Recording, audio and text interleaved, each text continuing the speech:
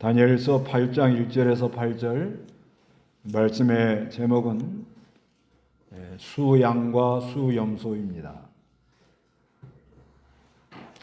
여기 다니엘이가 을레 강가에서 환상을 본 겁니다. 환상을 봤는데 이 다니엘서가 이게 1장에서 6장까지는 역사적인 이야기를 쭉 기록을 하고, 그리고 그 7장에서 이제 12장은 그 중간중간에 일어난 그 환상, 그 이상 본 거를 이렇게 기록을 했는데, 여기 그 1절에 처음 환상에 내게 나타난 후 벨사살 왕 통치 제 3년에 나 다니엘에게 한 환상이 나타났다 하면, 벨사살 왕 통치 3년, 제 3년, 그러면은 이게 대략 주전 553년경. 이제 뭐 학자마다 조금씩 달라요. 다른데 553년, 550년 이렇게 봐요. 뭐 그게 중요한 게 아닙니다. 이제 그때 이렇게 본 거예요. 그때 본 거면은 다니엘서 그 5장에 보면 벨사살 왕이 그 하나님께 심판받아서 죽잖아요. 그러니까 요 8장이 5장 앞에 있어야 되는 거예요, 원래는. 그런데 1장에서 6장까지는 역사적인 것을 쭉 기록을 하고, 그 다음에 7장에서 10장은 이제 그 이상 본 거를 또 이렇게 기록을 했습니다. 그런데 이 다니엘에게 하나님께서 환상을 보여줬는데, 근데 이 을레 강가에 아마 기도하러 나갔다고 봐야 돼요. 기도하러 이렇게 나가서 기도하는 가운데 하나님의 뜻을 전해 주셨습니다. 그래서 3절 한번 읽어보시기 바랍니다. 내가 두 눈을 들어보니 한 마리 순양이 강둑에 섰는데 두 뿔을 가졌고 두 뿔이 다 길었다. 한 뿔이 다른 뿔보다 더 길었는데 그 긴 것은 나중에 나온 것이다. 내가 보니 그 순양이 서쪽으로, 북쪽으로, 남쪽으로 들이받으나 어떤 짐승도 그 앞에 맞서지 못하고 그의 손에서 구해낼 자도 없었으므로 순양은 마음대로 행동하면서 강대하게 되었다. 이제 하나님이 환상을 보여주는데, 내가 눈을 들어보니 한 마리 수양, 양이라는 것은 온순한 걸 가리켜요. 온순하고 또 희생이 제물이 되어야 되는 양인데, 그런데 이 강둑에 섰는데 이게 뿔이 두 개예요. 그러니까 양이 뿔이 났다. 뿔이라는 것은 이제 권세를 많이 가리켜요. 권세. 그래서 두 뿔이 다 길었는데, 한 뿔이 다른 뿔보다 더 길었는데 그 긴 것은 나중에 나온 것이다, 이렇게 말을 합니다. 여기에 대해서는 그 해석을 8장 20절에다가 이렇게 기록을 했어요. 읽어보시기 바랍니다. 내가 본 순양의 두 뿔은 메대와 페르시아 왕들이며. 이 수양 뿔이라는 것은 권력을 가졌던 거죠. 권력을 가져가지고 하나는 메대, 또 하나는 페르시아 제국입니다. 그런데 나중에 긴 것, 이거 페르시아 제국이에요. 페르시아 제국이 다른 뿔, 메대를 이렇게 통일시켜가지고 고레스 왕 주전 549년경 고레스 왕이 다 이렇게 이제 통치를 점령을 했다는 그런 내용이에요. 그래갖고 이 양은 온유하고 온순해야 되잖아요. 근데 이 양이 뿔이 있으니까 서쪽으로 가다. 서쪽이라는 건 마게돈이에요. 이쪽으로 막 공격에 들어가고, 또 북쪽, 북쪽은 저 위에 스키타이족, 카스피족 그런 사람 그걸 막 공격에 들어가. 남쪽은 이건 바벨론하고 애굽 이쪽으로 해서 아주 강대하게 공격에 들어갔다는 거예요. 이거는 뭘 우리에게 얘기하는가? 하여튼 원리적인 해석은 뭐냐면 양이라는 건요, 양. 우리 하나님의 백성들 양으로 많이 비유해요. 양. 그 양이라는 것은 뭐예요? 온순하고 목자 없이는 살 수 없는 줄 알고 그리고 어디 가나 희생의 제물이 되는 거예요. 그게 양이에요. 양. 그런데 이 양이 뭐예요? 뿔이 났다는 건 뭐예요? 기독교 이름으로 권세를 쓰는 걸 가리켜요. 기독교 이름으로 간판은 기독교다 갖다 대놓고는 자꾸 권세 사람들이 모여서 권세를 쓰고 권력을 쓰려고 그러고 그래 나가는 거예요. 이게 계시록에도 나와요. 계시록 13장 11절.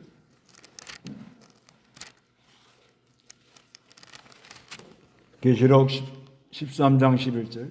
또 내가 보니 다른 짐승이 땅에서 올라오는데 어린 양처럼 두 뿔을 가지고 용처럼 말하였다. 네, 이게 이제 계시록 13장에도 보여준 건데 바다에서 한 짐승이 나오고 그 다음에는 땅에서 짐승이 나오는데 그 땅에서 나오는 짐승은 뭐냐?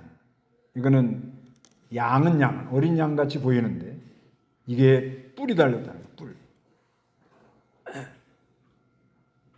그러니까 쉽게 말해서 예수 믿는 사람들이 승질을 내면 양이 뭐가 달린 거예요? 뭐 어렵게 생각하지 말고 예수 믿는 사람이 막 분이 올라온다 그러면 뭐가 지금 나오고 있는 거예요, 이 사람? 뿔이 나오고 있다 이 말이에요. 뿔. 그래서 양은 예수님을 어린 양이라 그러죠. 어린 양 대신 예수님을 따라가면서 우리도 양이라면 양은 목자의 인도를 잘 따라가는 거예요.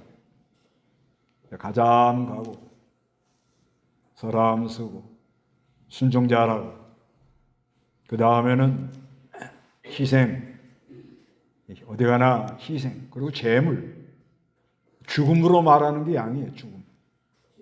죽을 때도 찍소리도 안 합니다.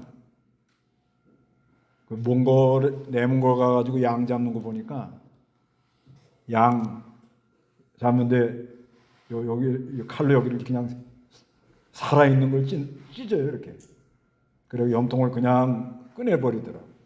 왜 그러냐 했더니 염통을 피를 먼저 빼지 않으면 털을 못 쓴답니다. 털이 이게 이제 피에 이렇게 해가지고. 근데 아무 소리도 안 하고 죽어요. 야, 그래도 양은 양인가 보다. 이 양이라는 거는 죽음으로 말을 하는 거예요. 죽음. 그래서 우리가 십자가의 도다 그러잖아요. 십자가의 도예요. 그래서 우리는 예수를 믿고 온유하고 온순하고 그리고 목자 대신 예수님을 따라가면서 예수님 인도를 안 받으면 하루에도 살 수 없는 그런 어린 양, 예수님 없이는 하루도 못 살, 한순간도 살 수 없다. 그게 양이에요. 양은 목자만 말합니다. 목자. 그러다가 마지막에는 죽음으로 모든 걸 말하는 거예요. 희생의 제물이라고 그래요. 그러게 나갈 때 하나님이 역사를 어느 시대나 그래요. 그래서 이 하나님 믿는 사람들은 양이기 때문에 이게 이제 사람 힘으로 되는 게 아니고요. 하나님이 하늘의 은혜를 내려주면 우리 마음이 온유해지고 주님을 잘 따라가려고 늘 마음을 먹고, 그리고 내가 어디 가나 희생해야 되겠구나, 희생해야 되겠구나, 이런 마음을 가지고 은혜를 받으면 그렇게 돼요. 은혜 받으면 그렇게 되는데, 은혜를 안 받으면 어떻게 되느냐? 왜 나만 희생해야 돼? 이렇게 나가는 거예요. 그러니까 어디 가가지고 이거 나만 억울한 거 아니야? 그러면 양이 지금 뿔이 나기 시작한 거예요. 네. 직장에 가서도 맨날 예수 믿는 사람들 뭐 오랫밤 치면 맨밤 된다고 그러고, 뭐 예수 믿는 사람은 희생 많이 한다고 그런다고 이용해 먹어, 이용해 먹어. 그 몇 번은 좀 이용하죠, 그죠? 주님을 바라보고 그냥 참자. 내가 참으면 다 조용해진다. 근데 이건 아주 그냥 아주 고질적으로 이용해 먹거든요. 그러다가 슬그머니 뭐가 나와요? 뿔따구가 나옵니다. 뿔따구. 집에서도 부부지간에 믿는데 그저 양이 되면은 그저 뭐 하라면 예하고 서로 아주 존중하고 그러지요. 그러다가 뿔이 났어. 뿔 났어요? 뿔 나면 뭐라고 그래요? 당신이 나한테 해준 게 뭐 있어? 뭐 이러면서 이상한 말을 하는 거예요. 그게 뿔난 양들이에요. 뿔난 양들.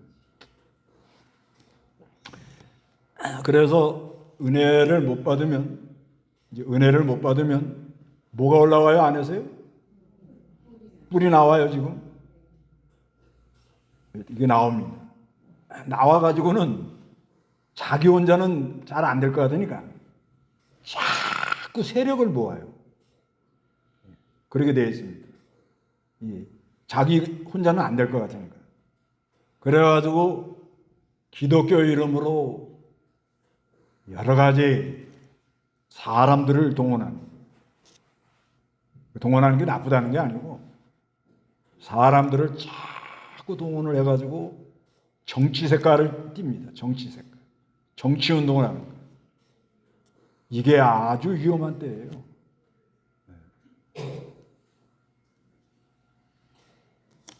그래서 아주 공격에 나가니까, 그러면 하나님은 어떻게 하느냐?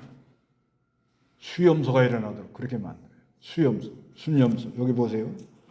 5절, 6절 읽어보시기 바랍니다. 다 같이 시작. 내가 주목하는 중에 보아라, 수염소가 서쪽으로부터 와서 온 지면에 돌아다니며 땅에 닿지 아니하고 수염소 두 눈 사이에 두드러진 뿔이 있었다.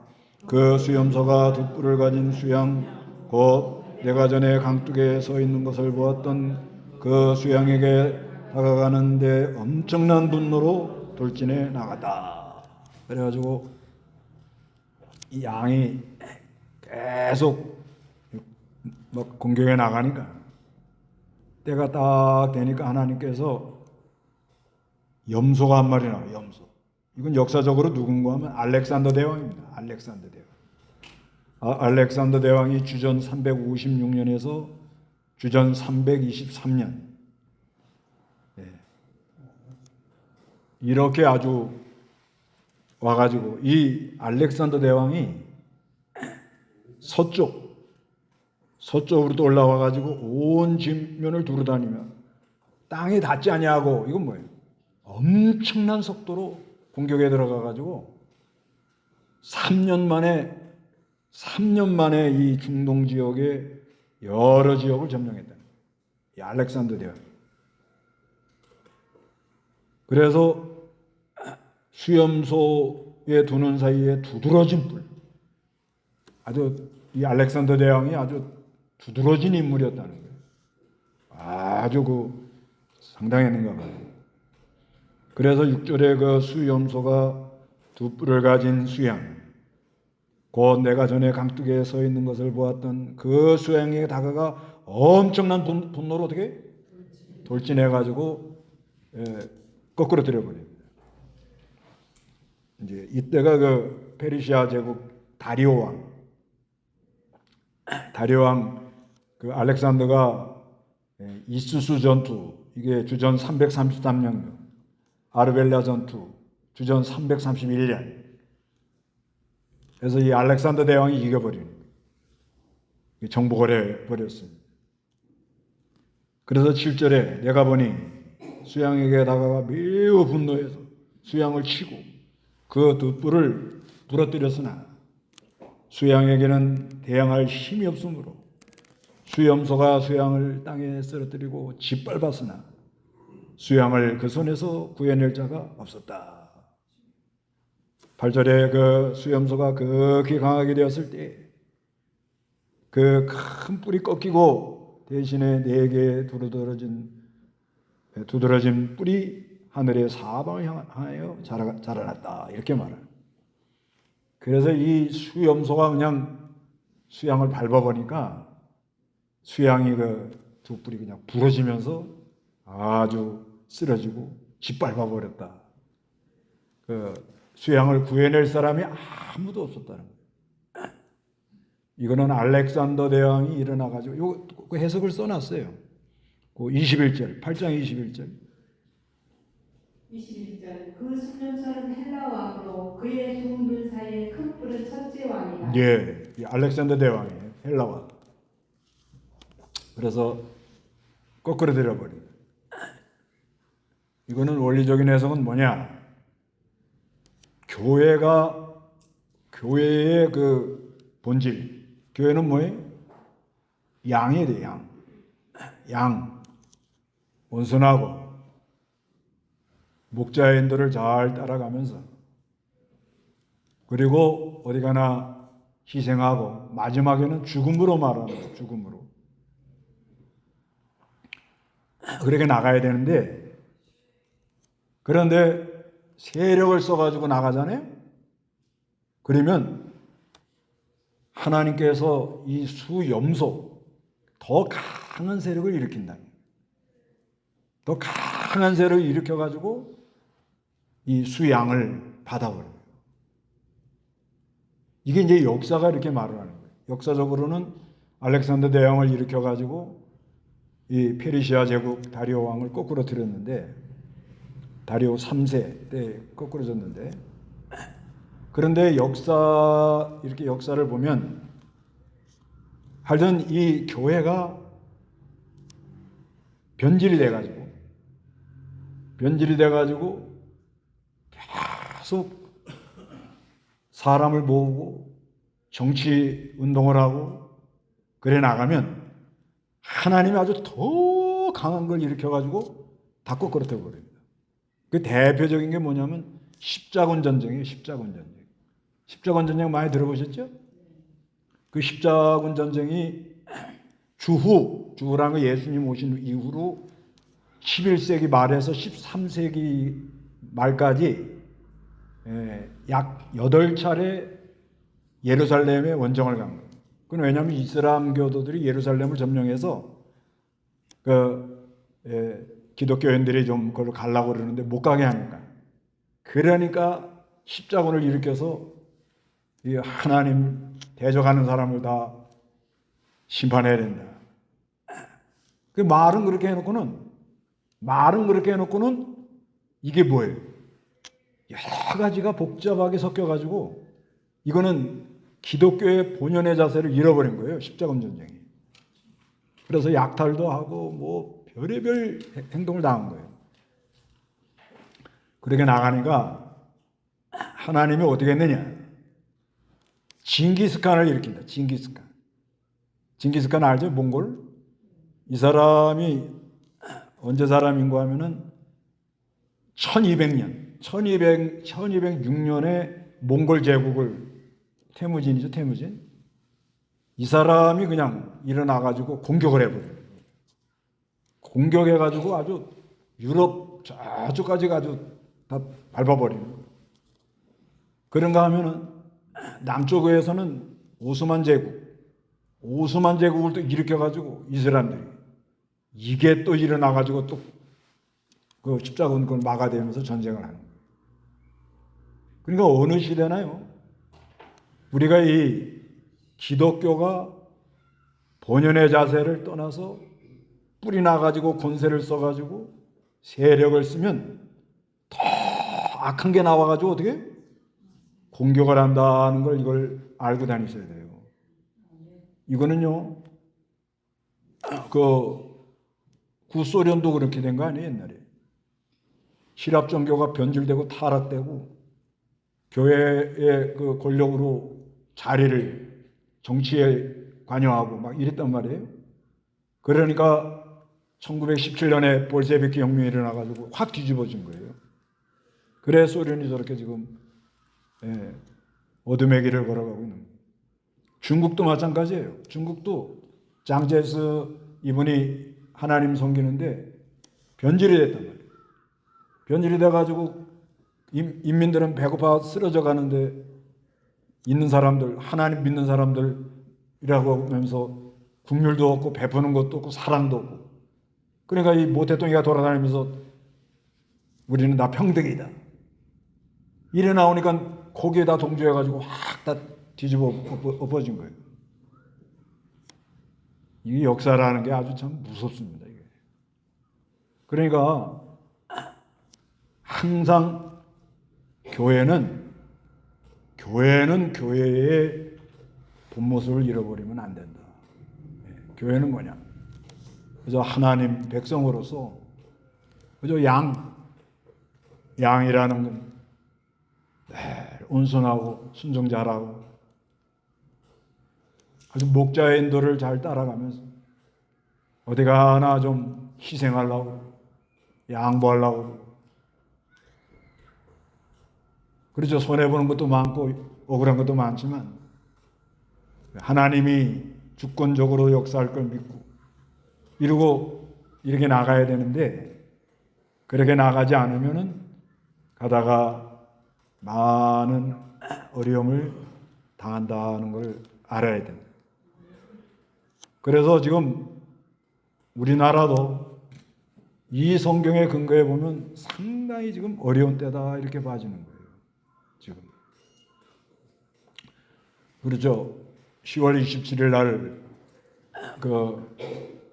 뭐 시청에 이렇게 모인 거 한 번 정도는 모일 필요가 있다고는 봐요. 한 번. 그건 왜 그런가 하면 이 차별금지법, 포괄적 차별금지법 이거를 데모해가지고 막은 나라들이 있어요. 대표적인 나라가 페루예요. 페루가 2016년인가 그때 이거 데모해가지고 막았어요. 그래서 거기를 막으니까 그 옆에 있는 나라 파나마, 그 다음에 콜롬비아, 그 남미들은 거의 막았더라고. 데모해가지고.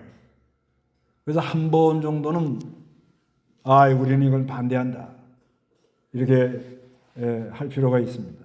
그러나 이거를 정치적으로 정치 색깔을 띄워가지고 하기 시작하면은 그 다음부터는 큰 어려움에 이제 빠져 들어갈 수밖에 없다. 근데 이 차별금지법 이게 이걸 막아야 되긴 막아야 되는데, 그래도 하나님이 우리나라를 사랑해요. 엄청나게 사랑해요. 뭘 보고 하느냐? 차별금지법 그거를 발의해가지고 차별금지법 그걸 이 발의해갖고 나가는 사람들은 하나님이 국회의원 다 떨어지게 한대요. 신기하답니다. 그 다음에 요번에 아주 결정적으로 그 동성애에서 헌법재판소에서 동성애자도 보험료 줘야 된다고 했잖아요. 곧 그렇게 되면 이제 동성애를 합법화시킵니다. 그런데 하나님께서 그 인권위원장 안창호 이 양반을 세워가지고 요번에 그 국감에서 그 얘기를 하더라고요.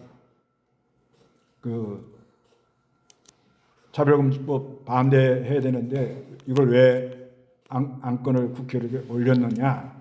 그러니까 안창호 이분이 하는 말이, 내가 지금 그 인권위원장 된 지 얼마 안 돼가지고 파악을 잘 못하는 가운데 이게 막 넘어갔다는 거예요. 그러니까 지금 그분이 맡고 있는 거예요. 이걸 보면 하나님이 우리를 긍휼히 여기는 거예요. 근데 위험해요. 위험합니다. 지금 국회 안에 전도사라는 사람이 창조론도 반대하고 창조론 얘기하니까 텔레반이라고 그래, 텔레반. 이런 사람들이 지금 국회의원 들어가 있는 거예요. 그러죠. 이 교회들이 교회의 본연의 자세를 이거를 잃어버리고 자꾸 세력을 모으려고 그러고 이러고 정치에 참여하려고 그러고 그러면은 더 강한 세력이 나와가지고 이거를 거꾸로 떠버립니다. 상당히 지금 우리나라가요, 이거 북한이 지금 우크라이나 전쟁에 참여했잖아요. 우리는 자동적으로 끌려 들어갈 수밖에 없어요. 그건 왜 그런가 하면 북한 동포가 법적으로 우리 헌법에 우리 대한민국 국민이에요. 그렇게 돼 있단 말이에요, 지금. 그 다음에 우리가 동맹을 해놨기 때문에 아니 우리 국민이 가서 지금 거기 가서 지금 총알바지가 되고 있는데 어떻게 가만히 있냔 말이에요, 법적으로. 지금 그런 상황이에요. 그러니까 이게 자동적으로 좀 굉장히 어려운 길로 가는 거예요. 아, 무조건 우리는 반대한다 그러지만 그렇게 되기가 어려운 거예요. 그래서 우리가 이런 걸 바로 알고 지금 상당히 이 어둠으로 막 끌고 들어가는 거예요. 이게 어두워져 있기 때문에 자꾸 이런 행동들을 하는 거예요. 어두워져 있기 때문에 사람들이. 예. 그런데 한 가지 알 거는 하나님께서 이 양이 뿔이 나면 뭐가 와요? 왜 그러실 것 같아요? 왜 그러실 것 같아요, 하나님? 예, 이게 하나님이 하나님 백성을 사랑하는 방식이에요. 그건 왜 그런가 하면, 자, 하나님께서는 하나님 백성들이 순수하고 성결되기를 바라실 거 아니에요? 바른 길을 가기를 바랄 거 아니에요? 그런데 아니 이 하나님 백성들이 자꾸 권세를 쓰려고 그러고 정치에 참여하려고 그러고 이렇게 나가면은 하나님께서 어떻게 막아야 되잖아요. 내 백성은 정결해야 되니까 주님 재림될 때 세마포 입혀가지고 나가야 될 거 아니에요, 우리가 지금요. 그런데 자꾸 엉뚱한 데로만 가려고 그래. 그러면 막아야 됩니까? 막지 말아야 됩니까? 막아야 돼요, 막아. 그래서 뭐가 일어나는 거예요? 예, 그래서 수염소가 일어나는 거예요. 그렇게 봐야 이게 이제 제대로 보는 거예요. 그게 수염소가 일어난다. 악한 사람이 일어난다. 아, 그게 왜 일어나나? 하나님이 계신가 안 계신가? 이렇게 생각할 수가 있는데 하나님께서 사랑하는 백성을 보호하는 방식이 이거라는 거예요. 그래서 악한 자가 일어나요. 여기 이제 요 9절부터 요거는 이제 오해하려고 그러는데 뭐가 나오는 거 하면 이 수염소가 알렉산더 대왕이 죽으니까 뿔이 4개로 갈라져요. 4개. 이게 뭐냐면 이제 왕들이 나오는 거예요. 누가 나오는 거 하면은 캐센더, 이 사람은 유럽 쪽으로, 그 다음에 텔레미, 이 사람은 이집트 쪽으로, 안티오쿠스는 소아시아 쪽으로, 실루코스는 유브라데에서 저 인도까지. 그러다가 작은 뿔이 하나 나요. 이게 파랑이에요, 파랑. 이건 뭐냐? 아주 악한 사람이 나오는 거예요. 아주 악한 사람. 가끔 역사가 그러잖아요. 아주 악한 사람들이 나와요. 나오는데 역사적으로 누구냐? 주전 168년경에 안티오쿠스 에피파네스, 이 사람이 나와가지고 성전에다가 돼지 피 다 발라버리고 예루살렘 가가지고 안식일 못 지키게 하고 제사 못 드리게 하고 아주 그냥 쑥밭을 만들어놔요. 예루살렘 가. 그런데 이거는 장래 이런 일이 일어난다는 거예요. 요한계시록 17장에 나와요. 파랑이 나와요. 앞으로 이 악한 자가 나와가지고 아주 교회를 힘들게 하는 그런 게 나온다. 근데 왜 하나님이 그러냐? 그러면서 이제 다니엘 8장, 9장, 10장, 11장, 12장하고 결론으로 12장 보세요. 12장 10절 읽어보시기 바랍니다. 10절 많은 사람들이 정결하게 되고 순화되며 연단될 것이나 악한 자들은 악을 행하고 악한 자는 아무도 깨닫지 못하나 지혜 있는 자는 깨달을 것이다. 예. 왜 하나님이 이렇게 악한 사람들이 나오도록 하느냐? 많은 사람들이 어떻게 정결케 되고, 그 다음에 순화가 되고, 그 다음에 연단. 이 세 가지를 하려고 악한 자가 나옵니다. 항상. 그래서 하나님께서 이 하나님이 사랑하는 백성들을 항상 보호합니다. 눈동자같이 보호해요. 아니, 여러분도 여러분 자녀들 멀리 있어도 늘 생각이 나잖아요. 그렇죠? 마음이 가잖아요. 늘 그 부모 마음속에 있잖아요. 그런 원리와 비슷한 거예요. 하나님이 절대 우리 떠나지 않습니다. 그걸 믿으셔야 돼요. 아무리 악한 사람이 나와도 하나님께서 사랑하는 백성들을 이렇게 보호해 준다. 이걸 믿어야 되면서 뭘 하려고 그러냐? 정결케 하고. 뭘 입혀주려고? 세마포. 그 다음에 사람이 좀 뿔난 양이 아니라 뭐요? 순화가 되게 하려고. 순화가 되게 하고. 그 다음에 어떻게 하려고? 연단을 받게 하려고 그래요. 연단. 그래서 지금 우리에게 오는 여러 가지 연단이 있지요? 이거를 잘 받아요. 연단을. 네. 그래서 평소에 학교에서 중간고사, 모의고사, 학기말고사, 월말고사 잘 보면 수능 시험 볼 때 시험 잘 칠 수 있잖아요. 그런데 평소에 학기말고사, 월말고사, 중간고사, 모의고사 이런 걸 잘 못 치면 이번에 11월 며칠 보통 11일, 12일이 하잖아요. 수능이. 그때 아무리 자기가 밤새 공부해도 시험 잘 쳐요, 못 쳐요? 그러니까 평소에 뭘 잘 받으라고요? 연단을 잘 받으라는 거예요. 연단을. 왜 하나님이 이렇게 세상을 어렵게 만들어요? 우리를 정결케 하고 그 다음에 순화시켜가지고 그 다음에 연단을 시켜서 진짜 시험 치는 날 믿음으로 난 나간다. 이렇게 하려고 그러는 거예요. 지금. 그렇게 하려고 그러는 걸 믿으시고 하여튼 이 교회가 본연의 자세를 떠나는 거, 뿌리 나는 거. 아, 이거는 위험하구나. 이걸 아셔야 돼요.